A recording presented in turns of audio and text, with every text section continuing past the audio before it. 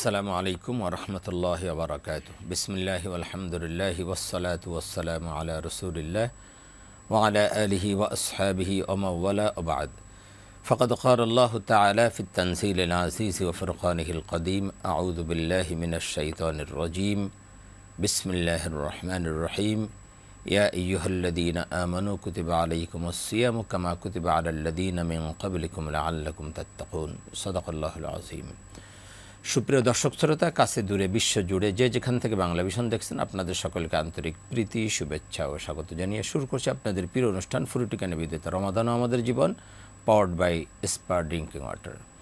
আর আপনাদের সাথে রয়েছে আমি নাজির মাহমুদ।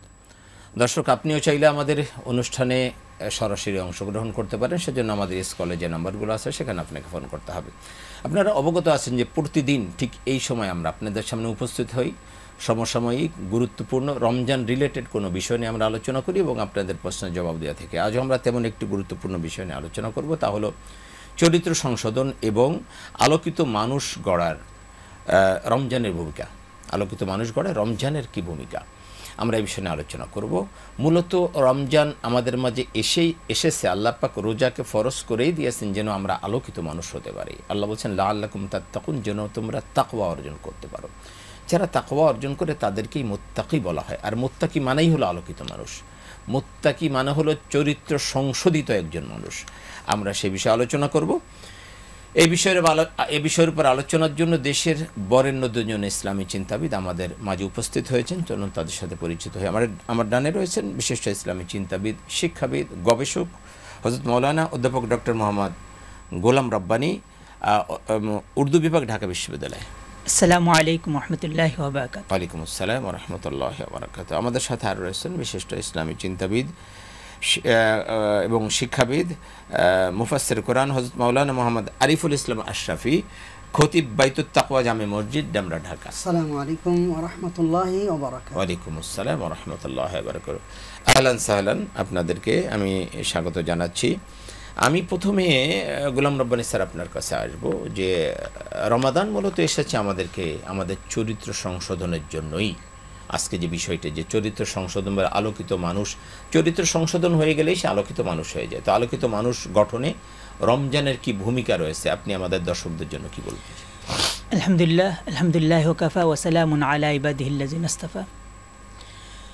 আলহামদুলিল্লাহ, আমরা রমজানিয়া শেষের দিকে আছি। রমজান একটা প্রশিক্ষণের মাস। এই প্রশিক্ষণটা হলো আমাদের চরিত্র সংশোধনের জন্য। যে আয়াত আপনি একটু আগে তেলাওয়াত করলেন, যেখানে বলা হয়েছে যে লাআল্লাকুম তাত্তাকুন, তোমাদের উপর রোজা ফরজ করে দেওয়া হয়েছে যেন তোমরা তাকওয়া অর্জন করতে পারো।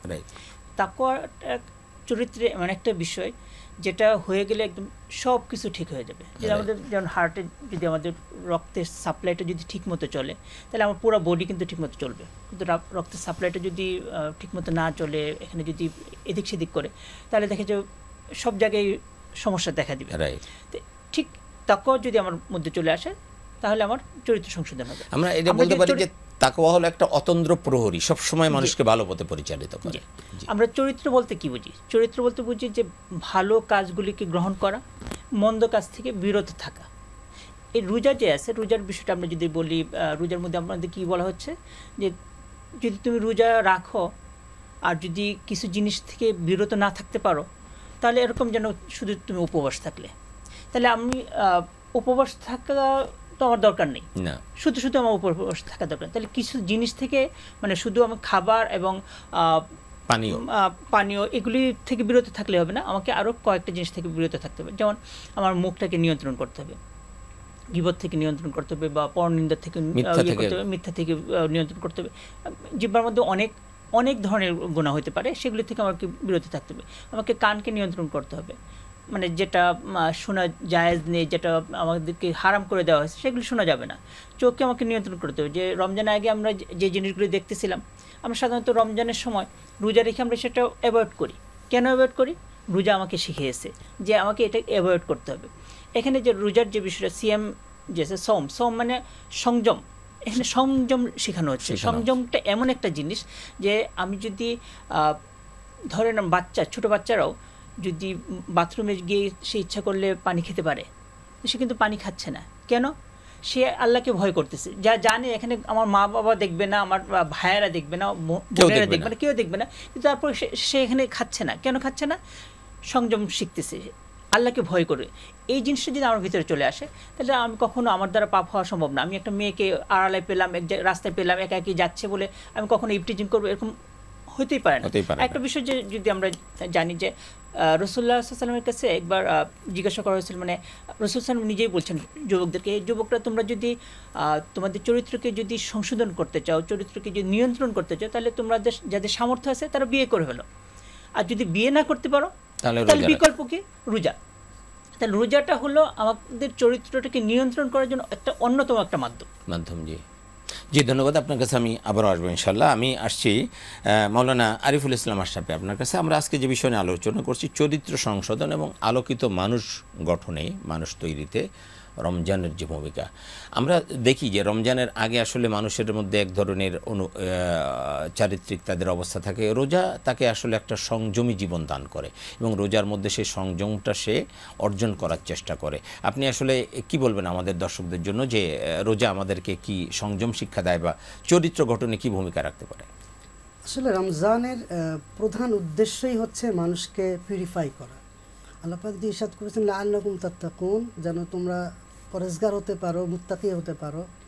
এর উদ্দেশ্যটা হচ্ছে the main motive and mission and vision of সাওম, fasting, is to purify ourselves, is to make enlighten human being. একটা আলোকিত মানুষ তৈরি করা হচ্ছে রমজানের মেইন উদ্দেশ্য। দেখুন আল্লাহ পাক রব্বুল আলামিন হাদিসে কুদসির মধ্যে ইরশাদ করছেন আস-সাওমু লি ওয়া আনা আজিজি বিহি ইয়াদাউ শাহওয়াতাহু ওয়া আকলাহু ওয়া শুরবাহু মিন আজলি। রোজা আমার জন্য এবং আমি এর প্রতিদান নিজে দিব, এবং বান্দা শুধুমাত্র আমার সন্তুষ্টির জন্য তার প্রবৃত্তিকে সে দমন করে, ত্যাগ করে, তার পানাহারকে ত্যাগ করে। এখানে একটা বিষয় উল্লেখযোগ্য যে আল্লাহ পাক কিন্তু, আমরা জানি যে রোজা হচ্ছে পানাহার থেকে বিরত থাকা, কিন্তু আল্লাহ পাক তার আগে বলেছেন ইয়াদাউ শাহওয়াতাহু, তার প্রবৃত্তিকে দমন করা। অর্থাৎ মেইন উদ্দেশ্যটি হচ্ছে আমাদের ভেতরকার যে কুপ্রবৃত্তি আছে, এভিল ইনস্টিংক্ট আছে, এটাকে দমন করে রাখা। তো এই জন্য রোজাটা আসলে আমাদের জন্য হেল্পফুল হয়। অন্যান্য মাসে পাপ থেকে বিরত থাকা যতটা কঠিন, রমজানে পাপ থেকে বিরত থাকা ততটাই সহজ হয়ে যায়, যেহেতু আল্লাহ পাক ইরশাদ করেছেন, আল্লাহ পাক শয়তানকে বন্দি করে রাখেন। রমজান মাসে শয়তানকে বন্দি করে রাখা হয়, এবং একজন রোজাদারকে এই রোজা কিন্তু বিরত রাখে পাপ থেকে তাকে, এবং বলা হয়েছে আস-সাওমু জুন্নাহ, রোজাটা হচ্ছে ঢাল স্বরূপ। একজন বান্দা যখন পাপ কাজ করতে যায় তখন রোজা তার জন্য ঢাল হয়ে দাঁড়ায়, যে না আমি রোজাদার, এই কাজটা করা আমার পক্ষে সম্ভব নয়। হাদিস শরীফে আসছে কেউ যখন তোমার সাথে বাকবিতণ্ডা করতে আসে, ঝগড়া করতে আসে, তখন তুমি বলো আনা সাইমুন, আমি রোজাদার। তো এই জন্য রমজানটা দেওয়া হয়েছে আমাদের চারিত্রিক সংশোধনের জন্য। একজন রোজাদার সে মিথ্যা বলতে পারে না। আল্লাহ পাক রব্বুল আলামিন এই রোজাটাকে দিয়েছেন। এজন্য হাদিস শরীফে ইরশাদ হয়েছে মান লাম ইয়াদা কাওলা যুরি ওয়াল আমালা বিহি ফালাইসা লিল্লাহি হাজাতুন ফি আইয়াদা তাআমাহু ওয়া শারাবাহু। রোজা রেখেও যে অন্যায় থেকে, মিথ্যা থেকে নিজেকে বিরত রাখতে পারলো না, তার না খেয়ে থাকাতে আল্লাহর কোনো প্রয়োজন নাই। অর্থাৎ আল্লাহর ইচ্ছা এটা নয় যে আমার বান্দা না খেয়ে কষ্ট করুক, বরং আল্লাহর ইচ্ছা হচ্ছে আমার বান্দা আলোকিত মানুষ হোক, সুন্দর চরিত্রের অধিকারী হোক। এই সিয়াম সাধনার মাধ্যমে সেই বিষয়টি আমাদের সামনে ফুটে ওঠে। জি, আমি আবারও ইনশাআল্লাহ আপনার কাছে আসবো। মূলত যে হাদিসটা আমরা শুনলাম, মাল্লাম ইয়াদা কাওলা যুরি ওয়াল আমালা বিহি ফালাইসা লিল্লাহি হাজাতুন ফি হাজাতুন ইয়াতামাহু ওয়া শারাবাহু। যে ব্যক্তি রোজা রেখে মিথ্যা কথা এবং মিথ্যা কাজকে পরিহার করতে পারে নাই, রাসূল সাল্লাল্লাহু আলাইহি ওয়াসাল্লাম বলছেন যে তার খানা পিনা পরিহার করার প্রয়োজন আল্লাহর নেই। মানে এটা আসলে একটা ওই যে হাদিসটা আপনি বলছেন যে কাম মিন সাইমিন লাইসা লাহু মিন সিয়ামিহি ইল্লা জামা ওয়া কাম মিন কাইমিন লাইসা লাহু মিন কিয়ামিহি ইল্লা জার। এমন অনেক রোজাদার আছে যারা রোজার মাধ্যমে শুধু ক্ষুধা পিপাসা ছাড়া কিছুই পায় না। অর্থাৎ যারা মিথ্যাকে পরিহার করতে পারে নাই, মিথ্যা কথা, যেমন বললেন মুখের রোজা, আসলে তো মুখের রোজা আছে, চোখের রোজা আছে, কানের রোজা আছে, হাতের রোজা, সব কিছুকে নিয়ন্ত্রণ করা, সব কিছুকে কন্ট্রোল করার নাম হলো মূলত রোজা। একজন মানুষ চরিত্রবান তো তখন হবে যখন সে নিজেকে নিয়ন্ত্রণ করতে পারবে, আর রোজা আপনাকে আমাকে সেই নিয়ন্ত্রণের শিক্ষাটা দিচ্ছে। এই জন্য আমি একটা কথা বলি যে রোজা আসলে তো আমরা অনেক ভালো কাজ করি আসলে সবাই, কিন্তু এর চেয়ে বেশি প্রয়োজন হলো খারাপ থেকে বিরত থাকা। হারাম থেকে বিরত থাকা। এই জন্য ওমর দ্য সেকেন্ড, ওমর বিন আব্দুল আজিজ একটা কথা বলেছিলেন যে এটার নাম আসলে তাকওয়া নয়, লাইসা তাকওয়াল্লাহি বিসিয়ামিন নাহারি ওয়ালা বিকিয়ামিল লাইল ওয়ালাকিন তাকওয়াল্লাহি তারকু মা হারামাল্লাহু ওয়া আদাউ মা ইফতারাদাল্লাহ। এটার নাম তাকওয়া নয় যে তুমি দিনের বেলায় রোজা রাখবে, রাতের বেলায় দাঁড়িয়ে দাঁড়িয়ে নামাজ পড়বে, ইবাদত বন্দেগী করবে, এটার নাম আসলে তাকওয়া নাই। মূলত তাকওয়া হলো আল্লাহর যত আদেশ আছে সেগুলো পালন করা, যা নিষেধ আছে তার থেকে বিরত থাকা, এটার নাম হলো তাকওয়া। আমি একটা জিনিস দেখেছি আমার ক্ষুদ্র জ্ঞানে, আমার কাছে যেটা মনে হয় সেটা হলো যে আমরা যদি এই বিষয়টা নিশ্চিত করতে পারি যে আল্লাহ যা ফরজ করেছেন এবং অজিব করেছেন এটা আমি কখনো ছাড়বো না, আর আল্লাহ যা হারাম করেছেন তার কাছে কখনোই যাব না, তাহলে কিন্তু তার জীবন ধন্য, তার জান্নাতে যাওয়া খুব সহজ। মাত্র দুইটা বিষয়, আল্লাহ যা আদেশ করেছেন, যা ফরজ করে দিয়েছেন বা অজিব করে দিয়েছেন, এইগুলো আমি কখনোই ছাড়বো না, আর আল্লাহ যা হারাম করে দিয়েছেন এর কাছেও আমি যাব না। ব্যাস, সে কিন্তু আলোকিত মানুষ, সে কিন্তু একজন আদর্শ মানুষ হয়ে যাবে, সে একজন চরিত্রবান মানুষ হয়ে যাবে। হারাম যা আছে সব কিছু ত্যাগ করা। আমরা যদি সওম, সিয়াম, রমাদান এই শব্দগুলো বিশ্লেষণ করি তাহলে দেখব যে এখানে পরিত্যাগ করা, সংযম অবলম্বন করা, এই বিষয়গুলো এসেছে। কেন? যেন মানুষ গোনা থেকে সংযম অবলম্বন করতে পারে, যেন মানুষ গোনাকে পরিত্যাগ করতে পারে। এই জন্য তো বলা হয় যে সুবহে সাদেক থেকে নিয়ে সূর্যাস্ত পর্যন্ত খানা পিনা মানে পানাহার, কামাচার এবং পাপাচার থেকে বিরত থাকা। পানাহার, কামাচার এবং পাপাচার থেকে বিরত থাকার নাম হলো সওম। জি, আমি ডক্টর গোলাম রব্বানী আপনার কাছে আসছি যে আমরা যে আসলে এই যে সওমের মাধ্যমে যে বিষয়গুলো আমাদের সামনে ফুটে ওঠে, কিন্তু আমরা দেখছি যে সওম আসার পরেও কিছু মানুষ তাদের চরিত্রকে সংশোধন করতে পারছে না। আমরা যদি আমাদের ব্যবসায়ীদের দিকে তাকাই, যদিও এবার আলহামদুলিল্লাহ সরকারের বেশ নিয়ন্ত্রণ করছে বাজার, তারপরে আমাদের সে মুনাফাখোর কিছু ব্যবসায়ী আছে যারা সিন্ডিকেট করে। আমরা দেখছি রমজানের প্রথম দিকে এবং রমজানের আগে তারা কেমন করেছিল। এই যে বিষয়গুলো যদি একটু বলতেন যে আসলে আমরা এখনও দেখি যে আপনি যদি মার্কেটে যান দেখবেন যে মিথ্যা বলে ব্যবসা করতেছে, মিথ্যা, কেমনে ওজনে কম দেওয়া যায়, কেমনে মালের মধ্যে ভেজাল দেওয়া যায়, এই চিন্তা আছে। কিন্তু রমজান পাওয়ার পরেও যে ব্যক্তি নিজেকে সংশোধন করতে পারলো না, নিজেকে একজন আলোকিত মানুষে রূপান্তর করতে পারলো না, আসলে তাদের কি হবে আপনি একটু যদি বলতেন আমাদের। আসলে বিষয়টা হলো আমরা যদি বলি যে ডাক্তার প্রেসক্রিপশন বলা থাকে যে এই জিনিসগুলি, এই ওষুধগুলি যদি আপনি খান তাহলে আপনার রোগ সারবে, এবং শুধু বলে যে ওষুধ খেলে হবে না, ওষুধের পাশাপাশি আরও আপনাকে কিছু নিয়ম মানতে হবে। এই খাবারগুলো খাওয়া যাবে না, হ্যাঁ, এই খাবারগুলো খাওয়া যাবে না, বা এগুলো আপনার সাথে একটু সাপোর্টে খাবেন। এগুলি যখন করা হবে এবং সব নিয়ম ফলো করা হবে তখনই কিন্তু এটা কাজ করে। আমাদের রমজান কিন্তু আমাদের জন্য আনা হয়েছে চরিত্র সংশোধনের জন্য। তো তারপরে যে প্রথম বললেন যে অনেকে চরিত্র সংশোধন হচ্ছে না, কেন হচ্ছে না? সেটা হলো যে আমরা যদি আপনি দেখেন যে তারাবির নামাজে প্রথম 4-5 দিন খুব ভিড়, এরপরে কোনো খবর নেই। এমনকি এই যে শেষের যে এই যে দশক চলে আসছে, এখন মার্কেটে যাবে রোজা, মানে যারা তারাবিতে অনেক সময় দিত তারা এখন দেখা যাচ্ছে রোজা ভেঙে মার্কেট করতেছে। তাহলে সে কোর্সটা কিন্তু সে ফলো করলো না পুরোপুরি। আমি আপনার সাথে একটু কথা বলতে চাই, ডোন্ট মাইন্ড। আমরা যদি সাহাবা, তাবিন, তাবিন তাদের চরিত্র দেখি, যে রমজান যত শেষ হয়ে আসতো তখন বাজারগুলো খালি হয়ে যেত, মসজিদগুলো ভরে যেত, জি জি, সব এতেকাফে বসে যেত। বিশেষ করে শেষ দশকে সবাই এতেকাফ, মানে পুরুষেরা মসজিদে এতেকাফে বসে যেত, মহিলার ঘরে এতেকাফ, বাজার লোক খুঁজে পাওয়া যেত না, বাজার খালি হয়ে যেত।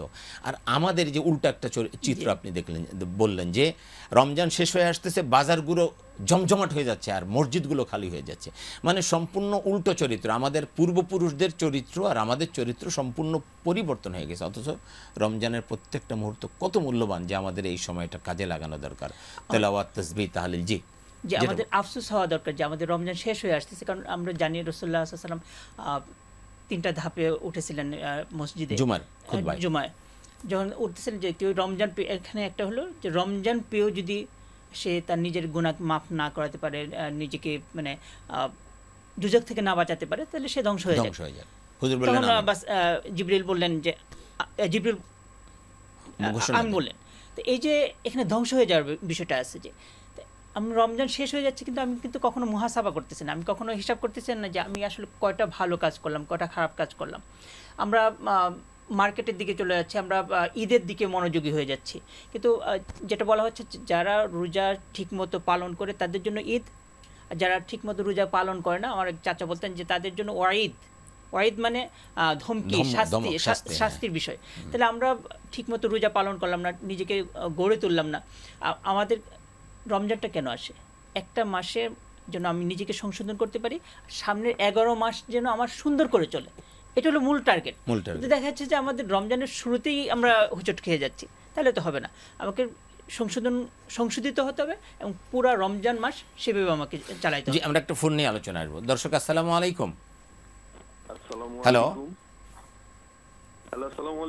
ওয়ালাইকুম আসসালাম ওয়া রাহমাতুল্লাহ। কে বলছেন, কোথা থেকে বলছেন? আমি দিনাজপুর থেকে অপু বলছিলাম। আমার একটা বিষয়ে জানার আছে, সেটি হচ্ছে রমজান আসলে সবাই যেরকম দেখা যায় মসজিদ ইবাদত করে, বা আমরা যেভাবে দেখা যায় যে ইবাদতের একটা প্রবণতা দেখা যায়, কিন্তু রোজা শেষ হওয়ার পর থেকেই দেখা যায় যে মসজিদে মুসল্লির সংখ্যা কমতে থাকে, বা দেখা যায় যে ওইভাবে ইবাদতে আর মনোযোগ। এর কারণটা কি? আর দ্বিতীয়ত এটা ধরে রাখার জন্য আসলে করণীয় যদি কিছু বলতেন। জি, চমৎকার জীবন ঘনিষ্ঠ প্রশ্ন করেছেন, আমরা ইনশাআল্লাহ জবাব দেব। স্যার, প্রশ্নটা খুব জীবন ঘনিষ্ঠ। ধরে রাখার জন্য যেটা আমরা বলবো কেন, কারণ সেটা তো আমরা জানি যে আসলে আমরা অন্যদিকে ধরে রাখার জন্য যে কথাটা আমি বলবো, আপনি একটু আগে ইঙ্গিত দিয়েছেন, সেটা হলো যে কিছু আজম করতে হবে, কিছু প্রত্যয় নিতে হবে যে আমি এখন থেকে জামাতের সাথে নামাজ পড়বো।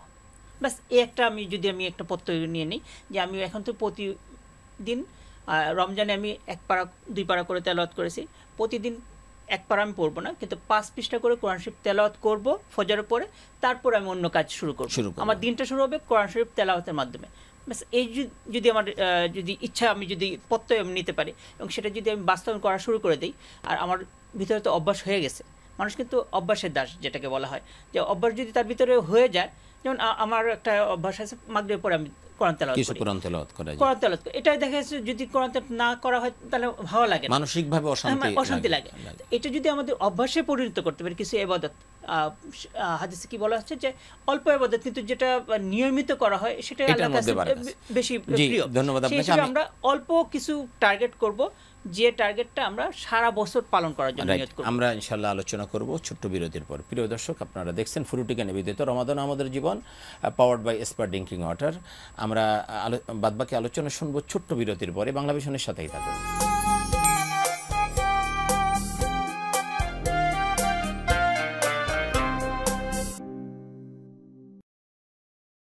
প্রিয় দর্শক, বিরতির পর আবারও স্বাগত জানাচ্ছি অনুষ্ঠানে। আপনারা দেখছেন ফ্রুটিকা নিবেদিত রমাদান আমাদের জীবন,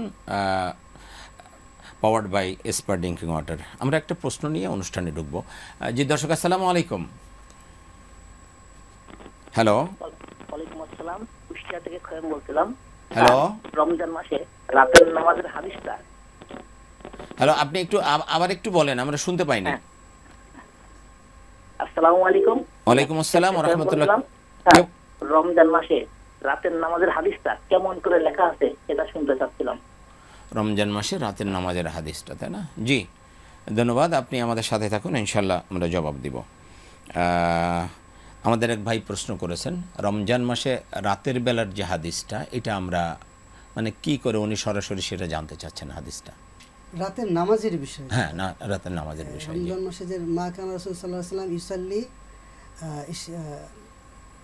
মানে নবী সাল্লাল্লাহু আলাইহি যে রমজানে 11 রাকাতের বেশি পড়তেন না, যে হাদিসটা বলা হয়েছে মা আয়েশা রাদিয়াল্লাহু আনহা থেকে, আয়েশা রাদিয়াল্লাহু আনহা থেকে, যে তিনি রমজান এবং রমজানের বাইরে সব সময়ই এটা 11 রাকাত পড়তেন। তো এইটা রমজানের রাসূল সাল্লাল্লাহু আলাইহি ওয়াসাল্লাম অভ্যাস ছিল। এছাড়াও যেটা আমরা তারাবি পড়ি, এটা আলাদা করে পড়তেন। হ্যাঁ, আমার ভাই যেটা বলেছেন, আপনি যেটা বলেছেন, এটা হয়তো সরাসরি আরবি ইবারত যেটা, এটা হয়তো এখন আমাদের উল্লেখ করার বা সেই মেমোরিতে নাই। কিন্তু বিষয়টা হলো দুইটা হাদিস এখানে আপনার যদি দেখি, একটা হলো আয়েশা রাদিয়াল্লাহু আনহা থেকে বর্ণিত, তিনি যেটা বলছেন আল্লাহ রাসূল সাল্লাল্লাহু আলাইহি ওয়াসাল্লাম রমজান এবং রমজানের বাহিরে 11 রাকাত পড়তেন। তা তারাবি তো আর রমজানের বাহিরে হয় না, তাহলে বুঝতে হবে যে এটা হলো তাহাজ্জুদের ব্যাপারে বলে। কিয়ামুল লাইল যেটা আল্লাহর হাবিব সব সময় যেটা পড়তেন, অমিনাল লাইলি ফাতাহাজ্জাদ বিহি নাফিলাতাল লাক, যে হে রাসূল আপনার উপর তাহাজ্জুদটাকে অতিরিক্ত করে দেওয়া হলো। তাহলে এটা হলো রমজানের বাহিরেও তিনি পড়তেন, রমজানেও পড়তেন। এটা।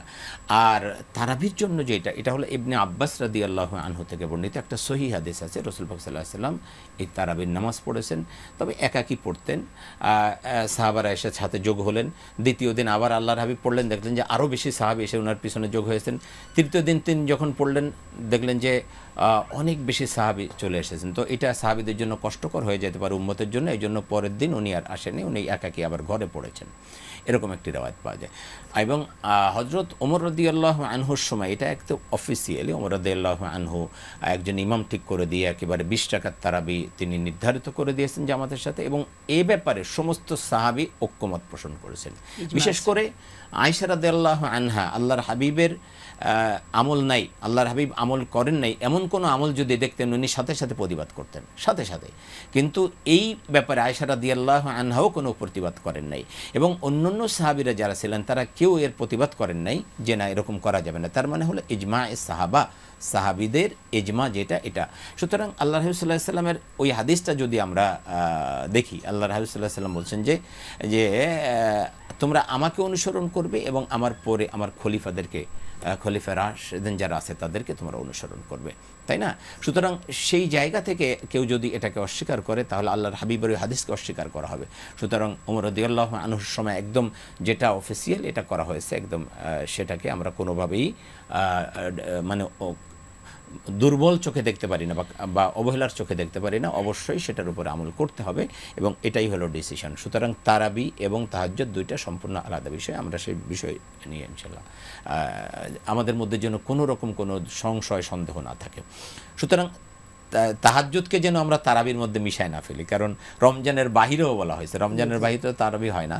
সুতরাং তারাবি আলাদা, তাহাজ্জুদ আলাদা। যে আমি আসছি আরিফুল ইসলাম আশরাফি আপনার কাছে, আমরা যে আলোচনা করতেছিলাম যে একজন আলোকিত মানুষ রোজ রমজান পারে মূলত একজন মানুষকে আলোকিত মানুষ করতে, কারণ রমজানের যে বিধি নিষেধ রয়েছে, অর্থাৎ খারাপ কাজ থেকে বিরত থাকার ব্যাপারেই রমজান বেশি তাকিদ দিয়েছে, বেশিবার তাকে তাকিদ দিয়েছে। সাওম মানে হলো বিরত থাকা।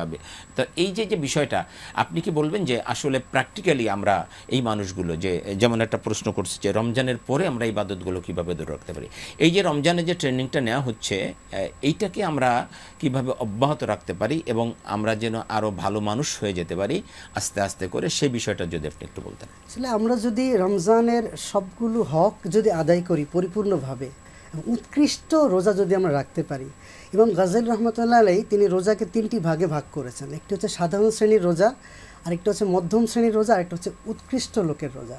সাধারণ শ্রেণী হচ্ছে শুধু পানাহার কামাচার থেকে বিরত থাকা, মধ্যম শ্রেণী বিরত থাকে না, জি না।